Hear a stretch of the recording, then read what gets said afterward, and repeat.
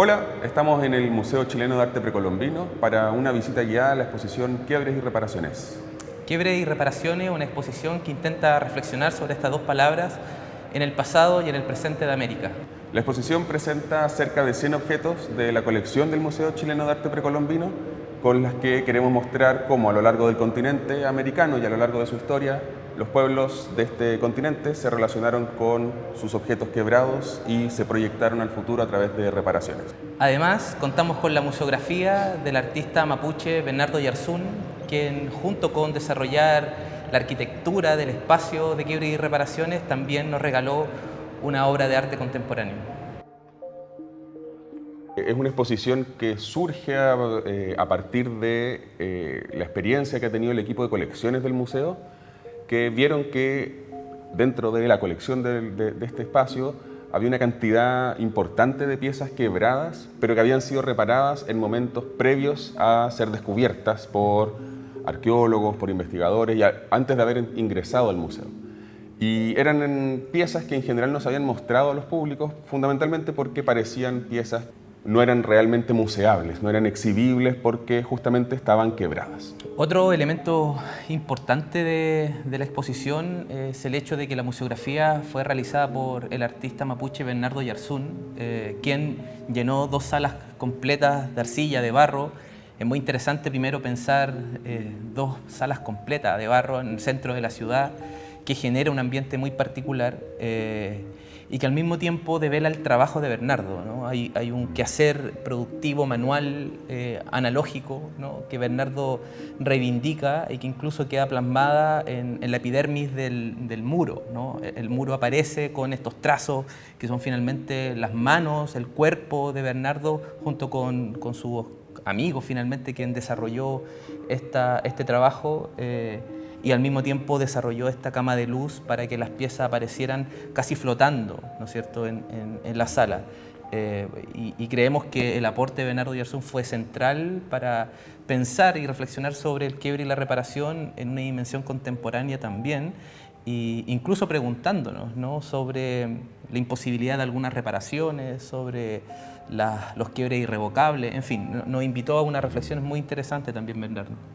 También está todo el equipo del museo, además de nosotros que fuimos parte del equipo de curaduría, pero este es un esfuerzo de las distintas áreas del museo que estuvimos discutiendo, pensando, reflexionando en relación a estos conceptos y a cómo entregar la información a los públicos de manera que fuese interesante, que fuese pertinente para hoy día, para personas del siglo XXI, y también cómo integrar a los públicos en la sala de mediación, por ejemplo. Entonces esta es una exposición que funciona en términos más bien colectivos, no es una exposición autoral, sino que es una exposición que arma por completo el equipo del museo. Bueno, una de las primeras unidades de la exposición tiene que ver con la noción de reparación y la noción de poder, ¿no? Hay un vínculo en la historia de la humanidad, ¿no? No es algo específicamente de los pueblos indígenas de América, sino lo humano en general. Hemos desarrollado procesos de reparación en vinculación con legitimidades del poder, cómo se mantiene el poder. Y cuando se quiebra un objeto importante en la configuración, particularmente andina, por ejemplo, es importante también repararlo con la finalidad de que la legitimidad de la configuración de ese poder se mantenga en el tiempo. Un ejemplo fundamental en esto precisamente son los queros. Sí, bueno, en estas dos vitrinas tenemos un conjunto de queros, la mayoría de ellos son queros coloniales. Los queros son estos vasos, ¿cierto?, con esta forma que se ve aquí con unas bocas anchas. Y los queros eran usados o son usados todavía por pueblos del mundo andino, ¿cierto?, en los que se utilizaban para servir chicha y para compartir la chicha de maíz. El compartir la chicha era parte de rituales políticos, por así decirlo. Eran estrategias en las que dos comunidades, dos personas, dos pueblos, al compartir la chicha en estos queros, sellaban pactos, sellaban alianzas. Si vemos aquí algunos queros, todos estos queros están rajados, son queros de madera, que producto del tiempo, de la materia, ¿cierto?, la madera empieza a rajarse, pero están todas reparadas con distintas estrategias, algunas con remaches de metal, lo que nos habla que la reparación fue probablemente en tiempos coloniales, es decir, luego de que llega la invasión española al continente. Y la idea es que estos queros sigan siendo útiles, sigan siendo utilizables por las comunidades para mantener esos vínculos que se van sellando a través de las prácticas del uso. Además de las reparaciones de las que hablábamos hechas en metal, hay queros que fueron reparados súper interesantemente con algodón. Se le metieron fibras de algodón, probablemente también con resinas que pueden haber sido productos vegetales, muy probablemente, que en el fondo sellaban las rajaduras, ¿ya? Entonces vemos distintas estrategias tecnológicas para reparar. Algunas de ellas parecieran bastante simples, sin embargo han perdurado por algunas más de 500 años. Y además, una cosa interesante para el presente es que son reparaciones que son muy visibles, ¿no? Esta cuestión nos llevó a reflexionar sobre hasta qué punto, cuando se repara, ¿no?, se deja presente la mella del tiempo, la grieta, ¿no? Esta cuestión es muy interesante para pensar el presente, ¿no? Hasta qué punto los quiebres contemporáneos no pueden ser olvidados para ser reparados. Es decir, la reparación no implica necesariamente olvido, sino que quizás implica más bien habitar el presente con la memoria ante nuestros ojos. Bueno, esta es otra pieza, o varias piezas que se encuentran dentro de esta unidad de alianzas políticas y las reparaciones. Este uncu es un uncu muy interesante, está hecho muy probablemente con fibras de vicuña y los patrones decorativos que tienen nos da cuenta de que fue un uncu, una camisa, utilizada probablemente por alguien de la élite cusqueña, o bien fue regalado por alguien de la élite cusqueña a otras personas del imperio incaico. ¿Cómo sabemos eso? Fundamentalmente por este patrón que tiene esta franja, que tiene este motivo decorativo que se denomina tocapu, que son estos cuadraditos que van uno al lado del otro, que hay algunas investigadoras e investigadores que han planteado que probablemente se trata de algún sistema de lenguaje, algún sistema de escritura, pero que no tenemos ninguna forma hoy de leerlo.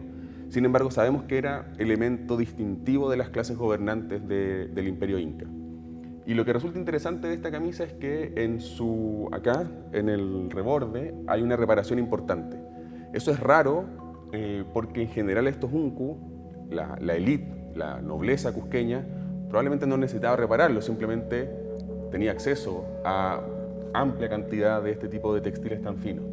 Entonces, la pregunta que nos hacemos es probable que este haya sido un uncu reparado en tiempos coloniales, por ejemplo, cuando ya los incas o la élite cusqueña no tenía el poder que ostentaba antes de la conquista hispana, o bien que haya sido reparada por pueblos o por personas de pueblos distintos a los incas que habían recibido esta camisa como un regalo, como una parte de la lógica del poder del inca, ¿ya? Entonces esta camisa nos habla de estructuras de poder importantes en el mundo incaico, en el Tahuantinsuyo. Junto con las reparaciones, como concepto, como categoría, nos fuimos dando cuenta en el debate, en la conversación, que la otra noción importante de la exposición tenía que ser quiebres, ¿no? Y no tan solo en el sentido de procesos de continuidad, ¿no? Es decir, producción, quiebre y reparación, sino pensar el quiebre como una dinámica permanente en los procedimientos tecnológicos y la objetualidad del mundo americano, ¿no? Y en ese sentido fuimos abordando unos quiebres intencionales que en general se le llaman matados, ¿no? Nosotros intentamos resistirnos a un poco a ese concepto básicamente porque creemos que para los oídos contemporáneos decir matado es plantear de alguna manera la finitud del objeto, y pensamos que más bien los objetos permanecen en la vida social del mundo americano a pesar de estas perforaciones intencionales, o más bien por esas transformaciones, ¿no es cierto?, por esas perforaciones mantienen su vida social activa. Particularmente tenemos 4 vitrinas en donde analizamos las perforaciones intencionales que en general se ubicaban en contextos mortuorios, ¿no? Es decir, lugares en donde eran enterrados personas junto con objetos que tenían perforaciones muy precisas, ¿no es cierto?, y que incluso luego eran trabajadas.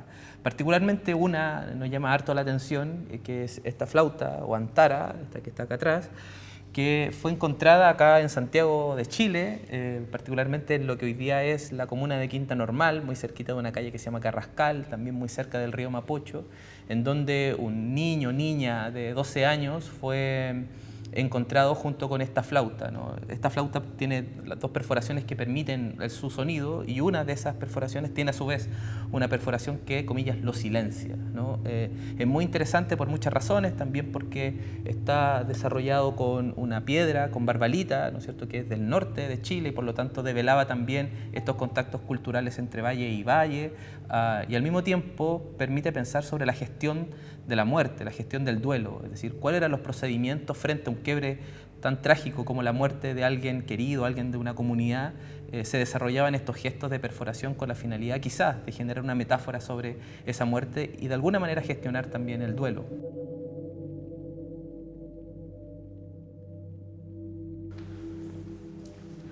Bueno, un elemento interesante de estos quiebres, de estas perforaciones, es el control técnico para su producción.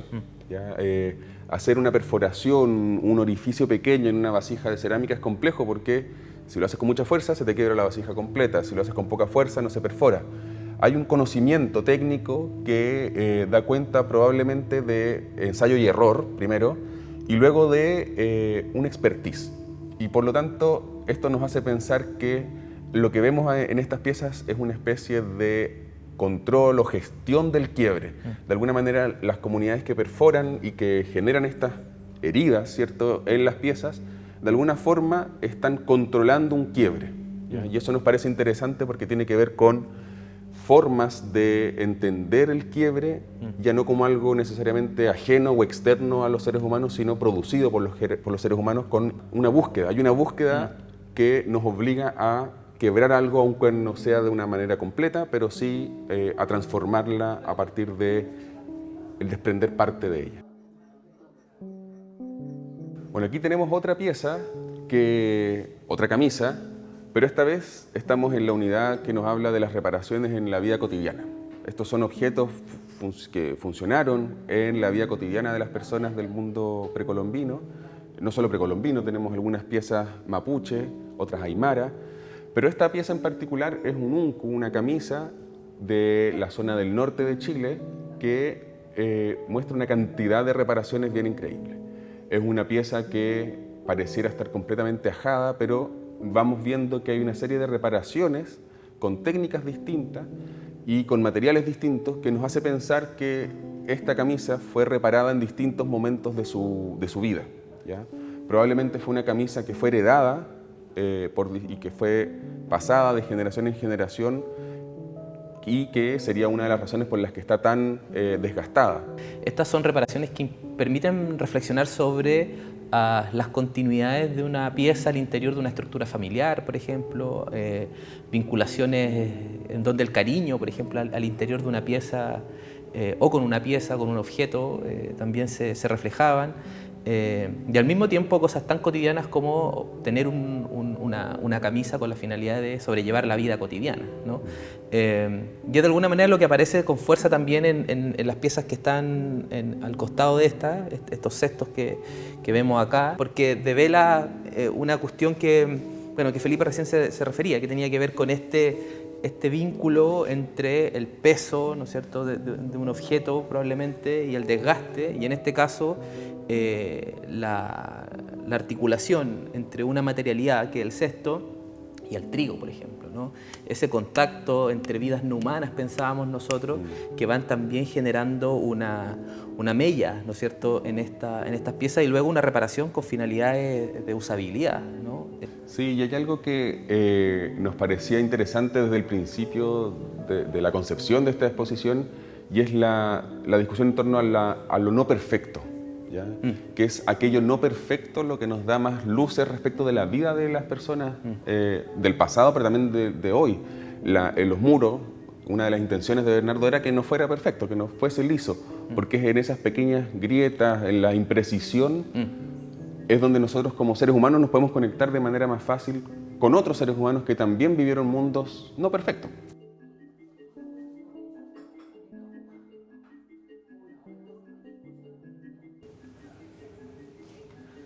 Bueno, esta es otra unidad de la exposición en la que presentamos objetos que fueron quebrados completamente de manera intencional.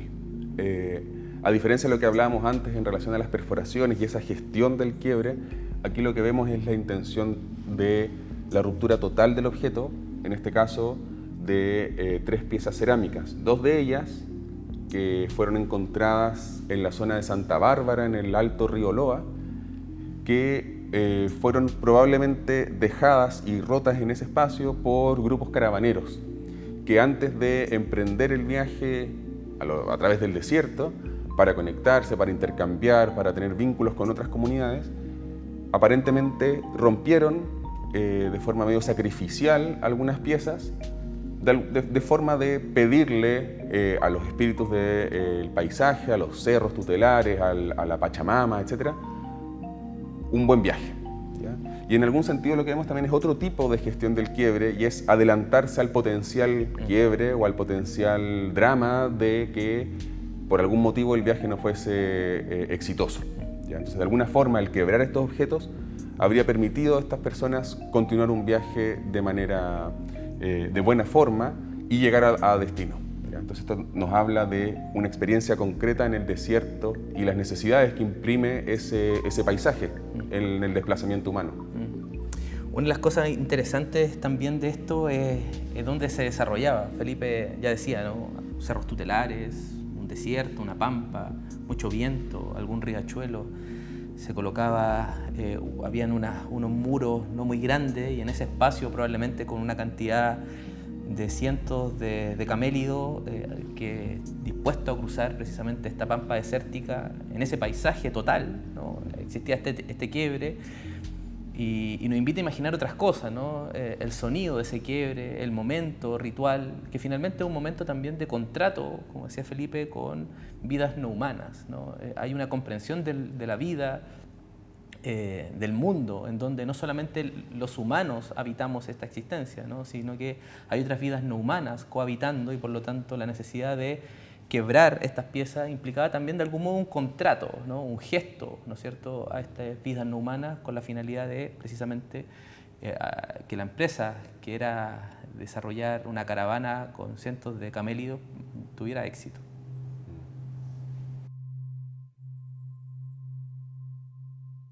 Bueno, esta es otra vitrina de la exposición, donde tenemos una unidad pequeña, pero que nos parece súper interesante y estimulante, porque son 2 objetos que un poco nos desarmaron toda nuestra idea original que teníamos de los quiebres y las reparaciones, que en algún momento las estábamos viendo como opuestos, pero en estas piezas nos damos cuenta que la verdad es que no, son 2 elementos que están dialogando, que no hay una oposición tan binaria como uno podría pensarlo, porque ambas piezas, esta tinaja grandota, probablemente utilizada para guardar chicha, para almacenar chicha, y esta pequeño cántaro, ambos de arcilla, de cerámica, fueron aparentemente perforados, como lo que vimos en algunas de las piezas de las unidades anteriores, estas perforaciones intencionales, pero luego fueron reparadas. Entonces ahí se nos generaba una tensión, bueno, ¿para qué quebrar aquello que luego vas a reparar? Es interesante además la materialidad con la que se reparó, porque hay esta grande está reparada con plomo, con metal, y esta con la misma materialidad de la pieza, ¿no?, que es cerámica. Lo que nos invitaba a pensar también las dinámicas de la reparación, en tanto continuidad de materialidades o no continuidad, ¿no? Y desde allí pensar una metáfora precisamente sobre cómo reparar quiebres del presente también. Entre la sala de exposición y la sala de mediación hay un umbral, ¿no? Y ese umbral en la actualidad soporta una obra contemporánea, una obra del artista Bernardo Yarzún. Con Bernardo tuvimos una reflexión súper interesante en torno a la idea de reparación, ¿no? Particularmente sobre una pregunta que es incómoda, pero que es muy interesante a propósito de estar trabajando con piezas, algunas de ellas pertenecientes a pueblos indígenas todavía existentes, ¿no es cierto?, en América, que tiene que ver con el quiebre colonial, ¿no? ¿Qué quiebres son factibles de reparar, ¿no? ¿Hay quiebres irrevocables o reparaciones que no logran comprender las sinuosidades de los fragmentos, las particularidades de cada uno de esos fragmentos, que a su vez permiten repensar lo universal? Bueno, un montón de reflexiones que tuvimos conversando con Bernardo, y eso lo llevó a él a desarrollar esta obra que él tituló Reforma. Y en esta obra lo que hace Bernardo es darle énfasis a la cicatriz. ¿Sí? Como verán en esta obra, las cicatrices son luz. Entonces hay algo ahí que Bernardo quería justamente iluminar aquellos aspectos que no se pueden resolver. Bernardo tenía esta idea de que hay cosas que son irreparables. Y en ese sentido esta obra un poco da cuenta de esa irreparabilidad y que hay veces que los esfuerzos son inútiles de intentar reparar algo si no se lo comprende bien del todo, si no somos capaces, como decía Claudio, de ver las formas de estos fragmentos y ver cómo van juntando y uniéndose de mejor manera.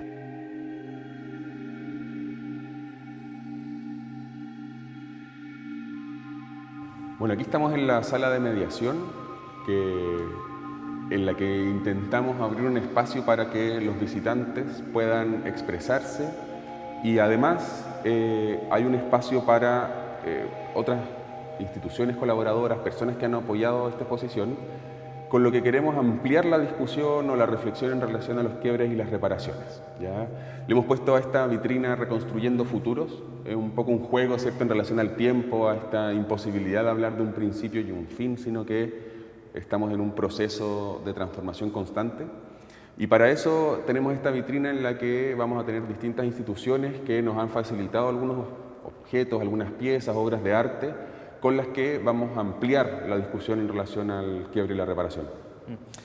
La primera de las piezas fue entregada momentáneamente por el Museo Taller, ¿no? Este museo que está en Barrio Yungay, que nos invitaban a reflexionar sobre el trabajo, ¿no? Sobre el desarrollo manual de los procesos tanto productivos como también de reparación, ¿no?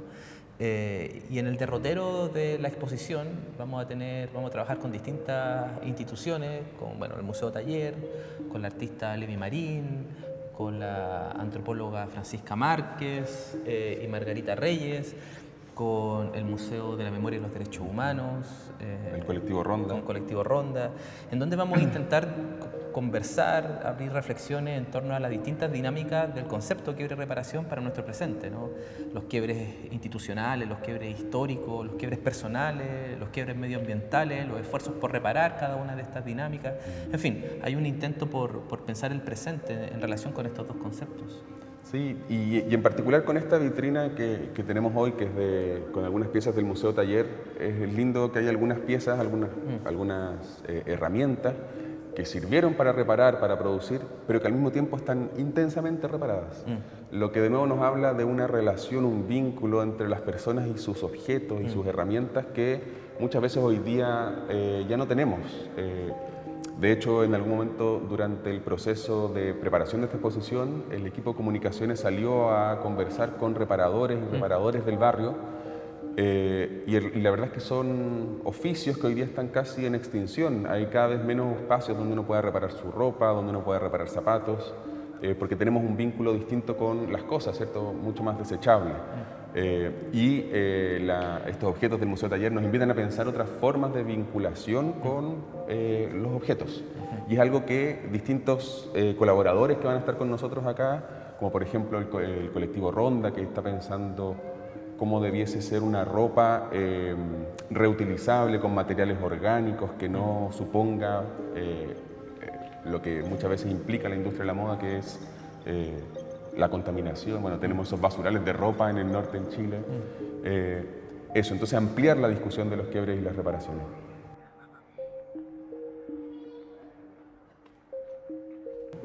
Bueno, en esta sala de mediación, la artista Julia Romero colaboró con nosotros para hacer esta propuesta de intervención, de activación autónoma de la sala, donde invitamos a las personas a que respondan esta pregunta.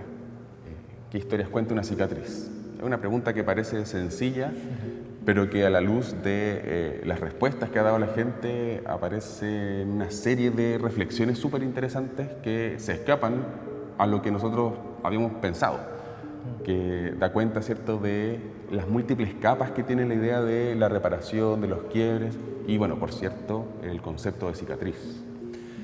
Sí, fue un concepto que nos remeció bastante pensando en esto de evitar, ¿no es cierto?, esta dicotomía entre el quiebre y la reparación, ¿no? pensar la cicatriz como un posibilitante de memoria, ¿no? Como un posibilitante también de futuro, ¿no? Es decir, cómo imaginar la historia humana, lo común, desde la mella del tiempo, desde la cicatriz, y de alguna manera es una invitación para armar colectivamente esta reflexión, ¿no?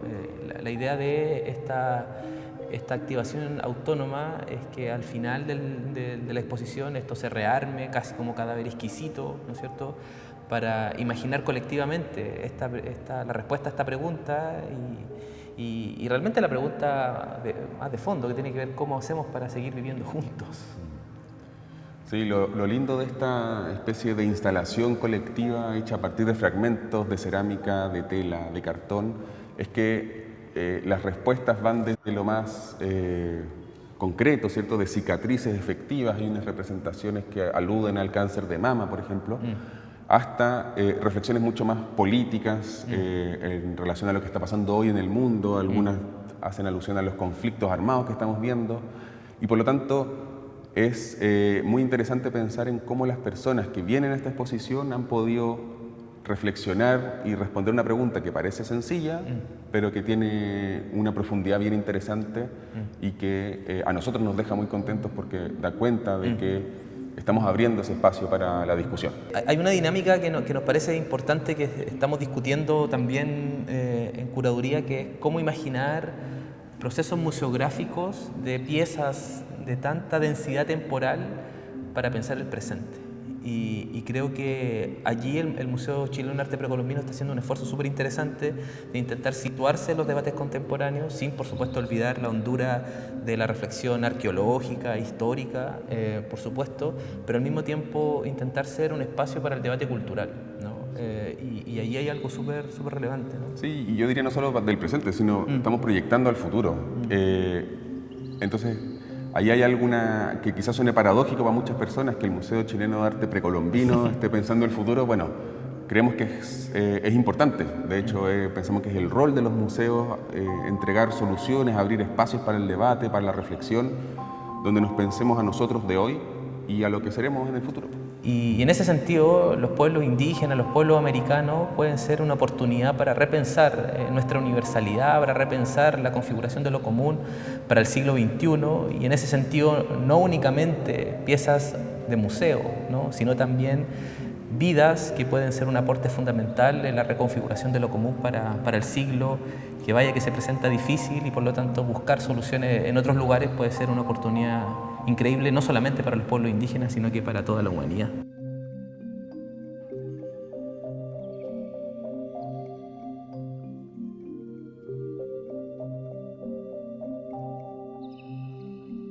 Bueno, acabamos de ver esta exposición del Museo Chileno de Arte Precolombino, Quiebres y Reparaciones, donde vimos objetos de distintos lugares del continente americano, de distintos periodos, de distintos momentos, donde podemos pensar en cómo los pueblos del continente se han relacionado con los quiebres y cómo han establecido estrategias para reparar. Hay algunas vitrinas donde hay herramientas que nos permiten pensar o imaginar las manos de las personas que repararon estos objetos, y una de las intenciones que tenemos con esta exposición es acercar a los públicos, a los visitantes, a quienes vengan y quienes vean esta visita guiada, a otras formas de vincularse con los objetos y con las materias y con estos mundos más que humanos. Hay también una manifestación de la exposición de manera de catálogo, en donde desarrollamos un ensayo. Lo pueden encontrar también en las redes del Museo Chileno de Arte Precolombino, en donde intentamos reflexionar sobre los conceptos centrales de la exposición: tiempo, tecnología, la relación entre lo humano y lo no humano. Entonces es una exposición que intenta darle densidad a estas categorías, quiebres y reparaciones, desde la profundidad americana, para hablar también sobre el presente.